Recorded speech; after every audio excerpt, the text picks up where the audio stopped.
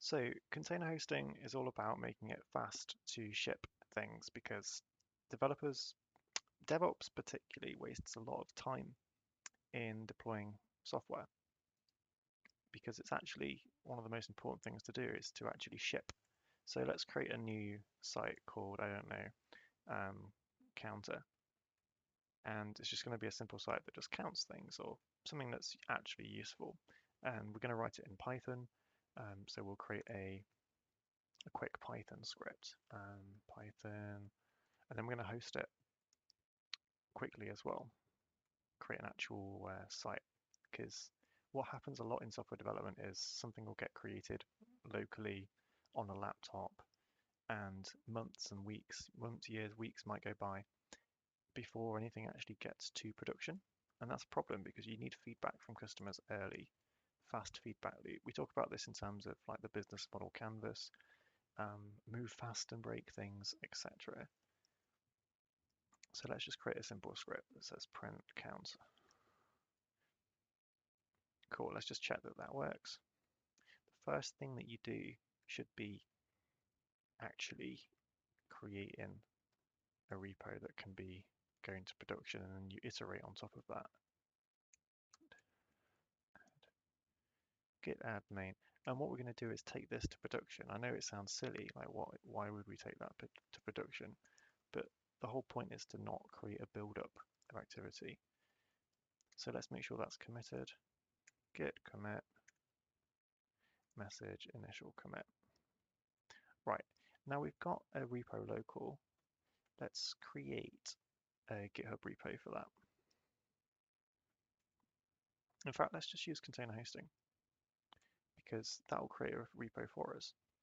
So we'll use this quick start, and what this will do is it will create a Python Flask web app, because at the end of the day, most applications, at least that you find out about on the web, are web applications with some business logic in the back end.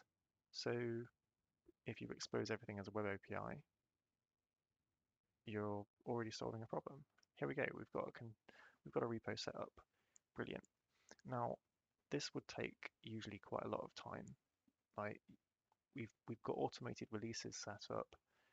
We've even got a deployment pipeline with a web address, with a certificate, a database, and even some storage. So the deploy is running right now. It's going to deploy a empty web application, and we're going to put our code into that. And eventually we'll just be able to visit it, which is great.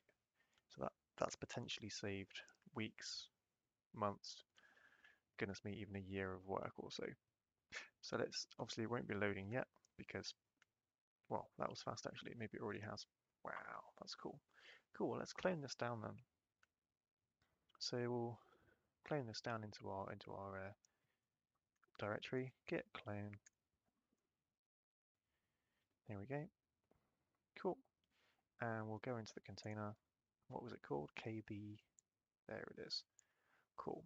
And I'll put it in my code. So we'll move that code that we created earlier, which was called counter. I think it was called main.py. And we'll move that into source web. Yeah, there we go. Let's have a look at the code in VS Code so it's just easier to visualize what's going on. And great, look, we've already got a Docker Compose file, so we can even develop locally using Docker. We've got a connection to the database. We've also got credentials to connect to that database, which is securely encrypted. Let's do a simple change to the website just to make sure that everything's going fine. So let's go into the template, the base template. Let's change that to counter. The best counter money can buy. So there we go. Let's commit that to our repo. So we'll add that. And we've got this new file that I don't want to commit yet because it's just basically pointless. It's not got much in it. And added homepage, h1 title. So let's commit that and push it. And I think that's pushed. Is that pushed? Let's see. Let's go back to GitHub and we should see if that actually pushed or not. Here we go. Added deploy. I don't think I did push that. Let's see what this git status is.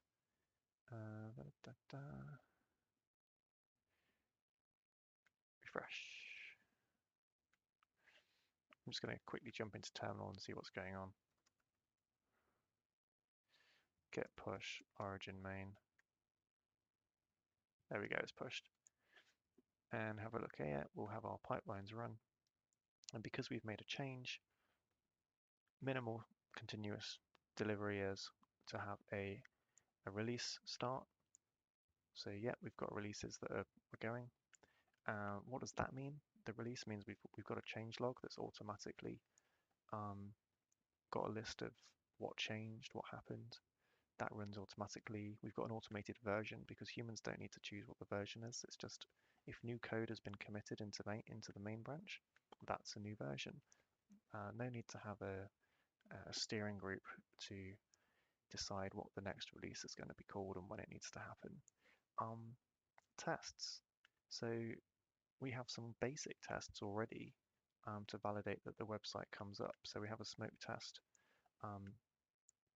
to check that the website is always online, so that when we deploy a new container, we never take down the old one if the new one's not going to work. So if there's an error in the new container, the website stays up, so it's zero downtime deployments. All of this is possible within, I don't know how long this video has been going for, but 6 minutes. So don't get too stuck and deep into complex cloud systems with architects and methodologies.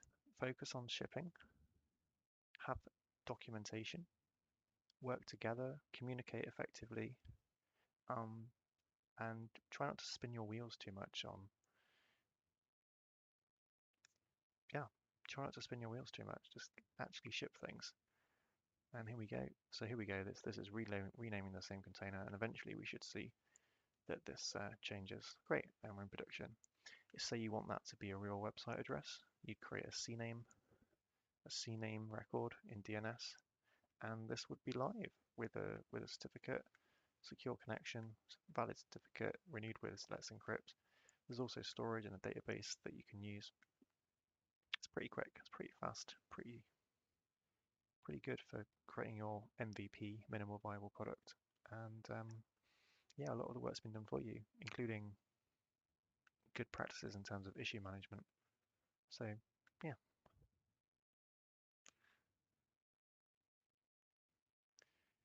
Over and out.